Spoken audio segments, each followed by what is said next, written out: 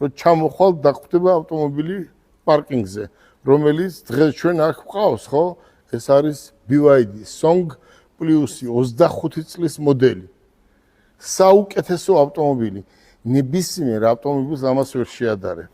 ეს არის ავტომობილი, რომელიც 610 კილომეტრს გადის და ჩვენ მაგას 100% გარანტიას ვაძლევთ.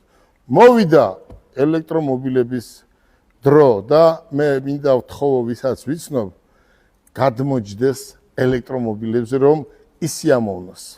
კი, თქვენ მოიყვანეთ ეს დრო სიმართლე რომ გითხრათ, საქართველოში დიდი წვლილი მიგიწვით.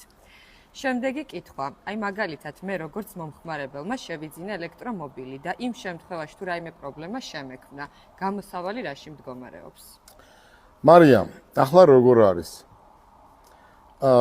თავარი მაინც არის სერვისი. არა აქვს მნიშვნელობა ეს ელექტრო იქნება თუ საწვავზე მომუშავე ავტომობილი, აუცილებლად სერვისი უნდა კონდეს. თუ სერვისი არ აქვს, იქ მანქანა ავტომობილი არ უნდა შეიძინო.